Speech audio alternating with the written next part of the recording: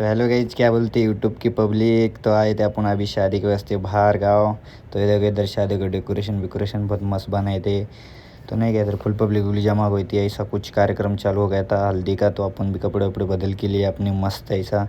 तो आए बाहर की तरफ आने के बाद गाइज ने कि इधर मस्त घोड़े को नचा रहे थे दूल्हे को बिठा के।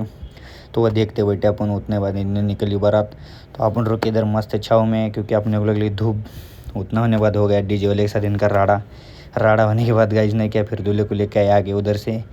आके ले गया के ने क्या, दूल्हे को उठा लिए। फिर इधर कंधे पे उठा लेके गया अंदर लेके।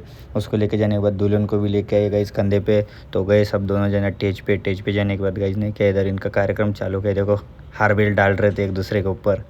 तो गाइज इधर नहीं क्या, मस्त दुल्हन की हाइट नहीं पूर रही थी हार डालने के लिए। तो फिर नीचे ले जाके मस्त हार बेर डाले, ऐसा कुछ नहीं क्या। तो हार डालना होने के बाद ये देखो गाइज इधर हो गई शादी खत्म। तो चलो गाइज मिलेंगे अगले ब्लॉग में। ब्लॉग में इतना ही, अभी जाएंगे घर की तरफ। चलो गाइज बाय बाय, लाइक करें।